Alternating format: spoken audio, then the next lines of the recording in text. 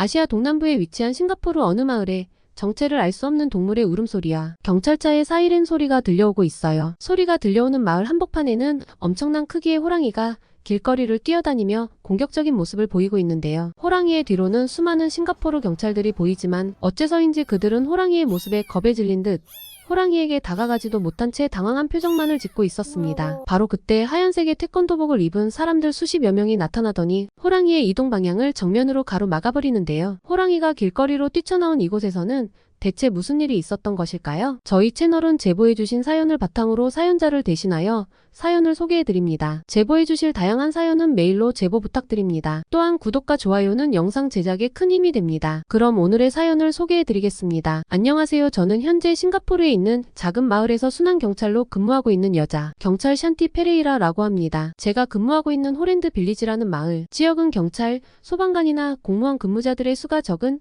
작은 규모의 마을인데요. 그렇다 보니 이곳에서 경찰로 근무하고 있는 저는 경찰들이 주로 담당하는 범인 검거 작전뿐만 아니라 이곳에 살고 있는 주민들의 농촌 일손을 돕거나 집의 수리를 도와주며 이곳의 경찰들은 주민과 무척 가깝게 지내고 있습니다. 저 또한 이곳 싱가포르에서 태어난 사람이다 보니 어렸을 때 보았던 마을 주민분들에게 경찰이라는 직업을 가진 채 도움을 주는 일은 너무나 보람찬 일이기도 한데요. 하지만 작은 마을이다 보니 이곳에서 발생하는 사건, 사고들은 뉴스에 나오지도 못한 채 소리소문 없이 묻혀버리고 마는데요. 약 6개월 전 이 마을에서 발생한 하나의 사건은 마을 경찰로 근무하는 저뿐만이 아니라 이곳에서 수십 년을 살아온 마을 주민분들의 인생을 완전히 바꿔놓는 계기가 되었습니다. 저는 어렸을 때부터 경찰이라는 꿈을 가진 사람은 아니었습니다. 선생님 직업을 가진 어머니의 밑에서 자라온 저는 어머니와 같은 마음으로 지혜로운 교사가 되고 싶다는 꿈을 가지고 있었죠. 하지만 이러한 교사라는 꿈을 이루기에는 제가 가진 가정 환경이 좋지 못했어요. 교사라는 직업을 가진 어머니가 계시기는 했지만 어머니께서는 제가 중학교에 입학할 때 즈음 아버지와 이혼을 하셨기 때문입니다. 정확한 이유는 알 수 없지만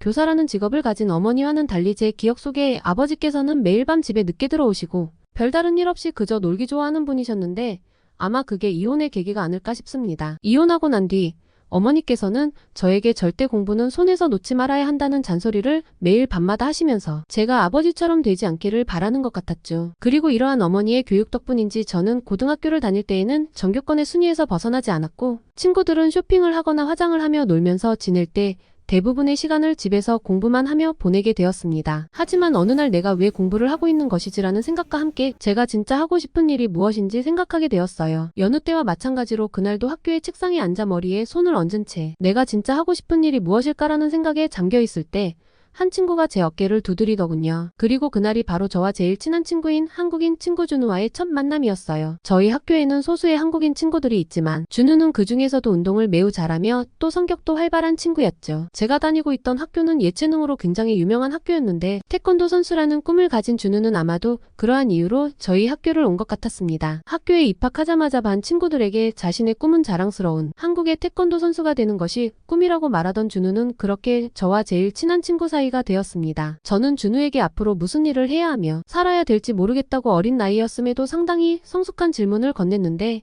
준우의 대답은 매우 간단했습니다. 준우는 그저 자신이 좋아하거나 잘하는 일을 하면 아무 문제가 없을 것이라면서 지금 뭘 해야 하는지 알 수 없다면 자신과 같이 태권도를 배우는 것이 어떻겠냐는 제안을 해주었습니다. 어떻게 보면 어처구니 없으면서도 황당한 제안이기는 했지만 그때 당시 저는 그러한 준우의 제안에 이끌리듯 알겠다는 대답을 해버렸고 바로 그날부터 준우의 집에서 태권도 훈련이나 놀이 등을 하며 점차 한국의 문화에도 익숙해져 갔어요. 준우 집에 계시던 한국인 부모님께서도 한국에서 태권도 교육과 관련된 직업을 가지신 것 같았는데 제가 집에 놀러 오기만 하면 저에게 직접 태권도의 발차기, 자세나 훈련 자세들을 보여주시면서 직접 태권도를 가르쳐 주셨습니다. 처음에는 다리를 들어 올리는 것조차 쉽지 않았지만 몇 개월 시간이 지나니 발차기가 능숙해지면서 저의 몸 전체가 건강해지는 것이 느껴졌죠. 그렇게 저는 준우와 무려 3년이 넘는 시간을 보내며 고등학교를 졸업할 때까지 태권도와 매우 가까운 생활을 이어나갔습니다. 그리고 그때쯤 저는 준우와 함께 싱가포르에서 외국인들을 대상으로 하는 태권도장을 차리자는 서로의 꿈을 가지게 되면서 저와 준우는 매일 밤 태권도 연습에 매진했습니다. 하지만 어느 날 이러한 평화롭던 일상에 균열이 생기기 시작했습니다. 저와 함께 대학교를 체육학과로 입학을 앞두고 있던 상태에서 준우는 뼈에 암이 생겨버리는 골육종이라고 하는 병에 걸려버리고 말았기 때문입니다. 예전부터 다리가 불편하다고 말하던 전조 증상이 있기는 했으나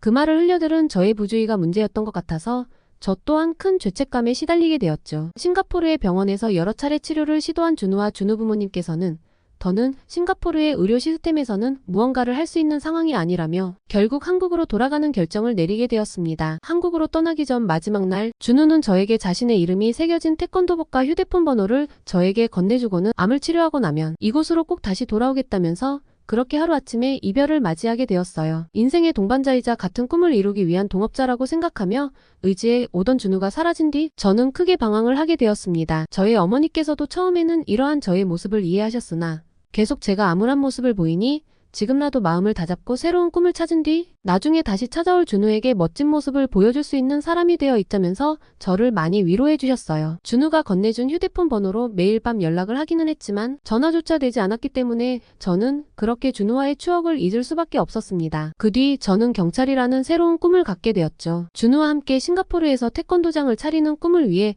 저 혼자라도 건물을 임대하여 시도하려고 했지만 너무 비싼 물가와 혼자 태권도장을 운영하는 것은 불가능에 가까웠기 때문이었습니다. 공부가 아닌 태권도 같은 운동이나 체육학과로 공부를 해왔던 저에게 해볼 수 있는 직업은 많지 않았고 그렇게 저는 현재까지 배워오던 태권도 무술과 체육학적인 강점을 살릴 수 있는 경찰로 진로를 틀게 되었습니다. 어머니께서도 시민의 안전을 보호하는 경찰은 사명감이 있어야 할 평생 직업이라면서 저를 강하게 응원해 주셨고 저 또한 그러한 어머니의 응원에 매일 밤잠도 자지 않고 경찰의 시험 공부를 하게 되었어요. 학교 다니던 시절 준우와 공부는 하지 않고 태권도만 했던 저였기에 오랜만에 잡는 펜은 매우 어색했고 경찰 시험에 관한 공부를 하는 것도 어려운 부분이 많았습니다. 그래서 저는 3년이라는 시간이 걸려 경찰 시험에 합격할 수 있었어요. 그 사이 이번 정도 시험에 떨어지거나 제가 원하는 근무 지역에 배정되지 않는 문제들이 있었기에 꽤 오랜 시간이 걸렸지만 그래도 20대 중반의 나이에 저는 여자로서 자랑스러운 싱가포르 경찰이 될 수 있었습니다. 다행스럽게도 근무지를 배정받은 것도 제가 태어난 마을인 호랜드 빌리지라는 곳으로 배정받았기에 경찰이 되고 난 뒤 평화로운 일상의 연속이었어요. 그런데 어느 날 제가 배정받은 경찰서에 신고 전화가 오게 되었습니다. 전화는 제가 있던 마을 근처 동물원에서 전화가 온 것이었는데 신고자분은 매우 다급한 목소리로 동물원 청소 도중 호랑이가 도망쳤다면서 동물원에 들어온 지 얼마 되지 않은 야생 호랑이라 위험하다며 지금 당장 잡아야 된다는 말만 반복하더군요. 알고 봤더니 야생에서 구조된 지 얼마 시간이 지나지 않은 호랑이가 동물원을 뛰쳐나와 마을로 도망친 사고 상황이었습니다. 저는 다급히 팀원들을 불러 모아 마을로 도망쳤다는 호랑이를 찾기 위해 경찰차를 타고 돌아다니며 마을 전체 지역을 순찰하기 시작했습니다. 그렇게 마을 지역을 돌아다니며 순찰을 하고 있을 때 마을 중심지와 가까운 도로 한복판에서 엄청 큰 호랑이가 서 있는 모습을 발견할 수 있었습니다. 처음 신고 접수를 받았을 땐 크기가 조금 작을 거라고 생각했었는데 한눈에 보아도 엄청나게 큰 호랑이는 가까이 다가갈 수조차 없는 위압감이 느껴졌죠. 저뿐만 아니라 다른 팀원들까지도 어떤 방법으로 해결해야 할지 몰라 그저 호랑이의 뒤에서 거리를 유지하며 마을 주민들의 이동을 통제하는 것 밖에는 할 수 있는 것이 없었습니다. 야생동물 전문가를 불러 도움을 받기도 했으나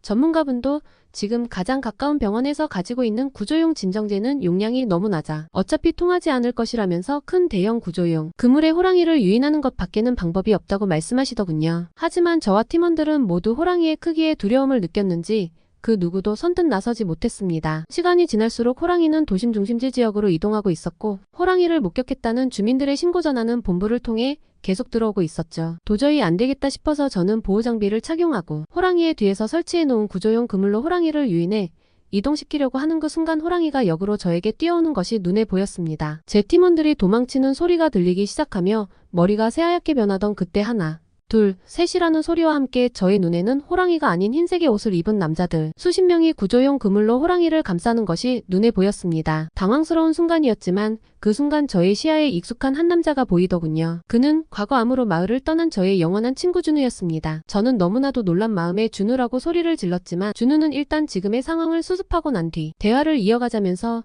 자신과 같은 태권도복을 입은 한국인 남자들과 구조용 그물을 동원해 호랑이를 안전한 곳으로 이동시키기 시작했습니다. 저와 팀원들은 그 한국인들의 모습에 놀랄 수밖에 없었고 심지어 겁조차 없이 단합해서 구조용 그물로 호랑이를 이동시키는 모습은 경이로운 그 자체였죠. 모든 상황이 끝난 뒤 저는 정말 몇 년 만에 만난 준우와 많은 얘기를 나눌 수 있었습니다. 다행스럽게도 준우는 한국에서 암 1차 완치 판정을 받았지만 자신의 꿈이었던 태권도 선수로서의 꿈은 이루지 못하게 되었다는 말을 해주더군요. 하지만 이는 지금 영화산업 종사자로 다수의 액션 장면이 들어가는 영화들에서 액션과 관련된 스턴트맨으로서 자문을 주고 있는 전문가가 될 수 있었다면서 방금 구조용 그물을 이동해 주던 한국인들도 영화 촬영 때문에 다 함께 싱가포르로 건너온 스턴트맨 팀원들이라는 말을 이어나갔습니다. 평소 운동과 액션 장면이 많은 상황에서 일을 하는 전문가들답게 대부분의 사람들이 평소 겁이 없고 또 운동을 많이 했던 사람들이라 영화 촬영 중 옆 건물에서 호랑이가 나타났다는 소식을 듣고 한 걸음에 달려올 수 있었다면서 마침 그곳에 제가 경찰로 근무하고 있어서 신기했다는 말을 이어나갔죠. 저의 경찰 팀원들도 창피한 마음이 들었는지 대화를 나누고 있던 저와 준우에게 다가와 자신들이 경찰로서의 직업의식을 잊어버리고 그저 겁을 먹게 되었다면서 이번 한국인분들의 용기 있는 모습을 통해 많은 것을 배우게 되었다는 말과 같이 준우에게 감사를 표하기도 했습니다. 호랑이는 근처 동물원 관계자들의 도움으로 안전하게 다시 이동하게 되었고 동물원 관계자들도 도시로 도망친 호랑이의 구조에 도움을 준 준우와 구조를 도왔던 같은 스턴트맨 팀원들에게 감사의 선물들을 전해주면서 마을 주민들의 박수를 받기도 했습니다. 준우는 제가 있던 마을 근처에서 약 2주의 시간 동안 영화 촬영을 하게 되었고 영화 촬영 중 시간이 날 때마다 저희 근무지로 찾아오거나 저의 근무가 끝나기를 기다린 뒤 같이 저녁을 먹고 산책을 하면서 많은 이야기를 나눌 수 있었습니다. 몇몇 방송국들에서 저와 준우에게 그때의 상황에 대한 인터뷰를 요청했지만 준우는 자신이 아닌 같은 한국인 스턴트맨 팀원들이 있었기에 도망친 호랑이의 구조가 가능했었다면서 인터뷰를 거부했습니다. 약 2주간의 촬영을 끝내고 다시 한국으로 돌아간 준우는